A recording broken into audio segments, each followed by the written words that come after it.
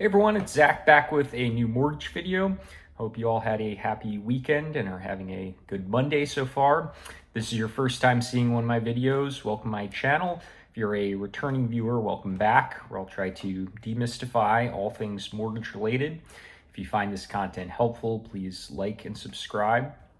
So on today's market update, I'm going to talk a little bit about last week, but for this week, I'm going to talk more generally because there's not a lot of data, but I'm going to talk about tariffs and then some news that came in late Friday on Moody's, the major credit agency, downgrading U.S. debt and kind of the long-term implications of that. So let's start out with last week. So mortgage rates were pretty much flat on the week despite a lot of inflation data. And the good news, I've said this a couple times recently, we're seeing a little bit of a return to the normal data dependence where CPI came in Tuesday as expected across the board, and that didn't really cause much of movement at all. Then Thursday we had retail sales and producer price index, which were kind of mixed, and that had a pretty muted reaction as well. What did move the needle was early in the week, the announcement of the pause of tariffs on China. That caused a stock market spike and that caused mortgage rates to go up, which again, even though in the moment you don't want mortgage rates going up, it's a return to more of a normal state where there's an inverse relationship between stocks and bonds. People that are, when you're investing in stocks, which are a little more volatile, when you're putting your money there, you're usually removing it from bonds, which are more stable.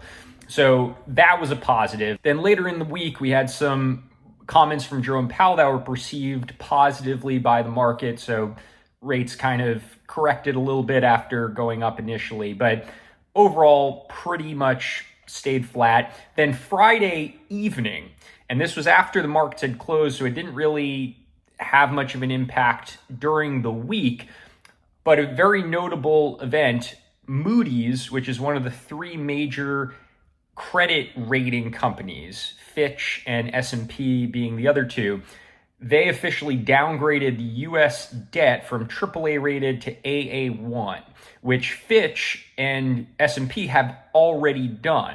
So they were the last one, Moody's, that was keeping us at that peak level. And basically what that means is they are now saying the U.S. has a lower chance of repaying their debt. That's what the rating signifies. And as a result, initially, mortgage rates were up today. They've kind of come back down a little bit. Scott Bessent kind of dismissed it as not that big a deal, a lagging indicator. So that may have helped it a little bit, but it's still very notable. And what I think prompts this is we're about to probably pass a tax bill which is going to raise the U.S. deficit in the upcoming years. The way to look at this is the treasury bonds that the U.S. issues to get money in to pay off their previous debt. As those prices go up, the U.S. is having to essentially refinance their debt at a higher rate. If investors think that there is a lower chance of repayment and a higher risk of the U.S. defaulting on their debt, which us raising the deficit only exacerbates, they are not going to want to buy U.S. Treasury bonds as much. And in order to incentivize people to buy those, the rates have to go up. They're just supply and demand.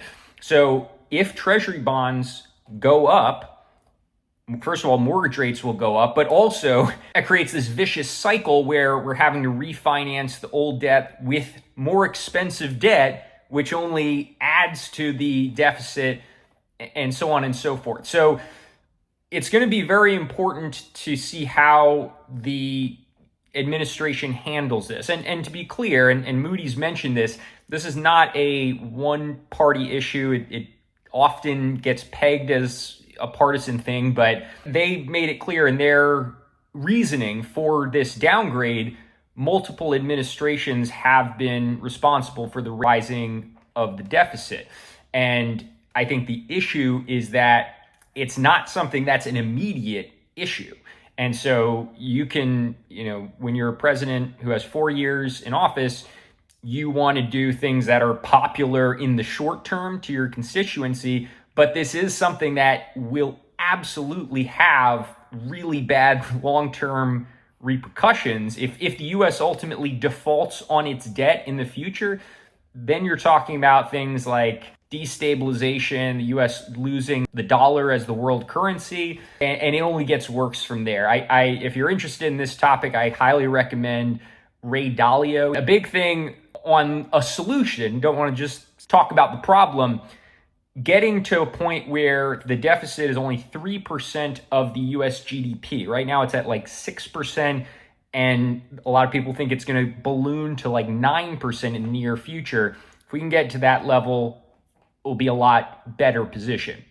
So again, this is, I think, an important topic to understand because it is worth monitoring, but it is a longer term thing. The tariffs right now are the biggest immediate market mover, and the pause with China was initially a positive thing, but as I've said before, until we get finalized tariffs across the board, I think we're going to continue to be in flux with mortgage rates. I don't think there's going to be sustained improvement or increase until we have finalized tariffs and at least, I'm going to say, a couple months of data, seeing how the markets react to them in terms of the normal stuff, jobs and inflation. So this week, there's not a whole lot as far as data, but certainly if we have any major tariff news, that will be a major market mover. If you have any questions or comments, shoot them below, or feel free to call, text, or email me anytime.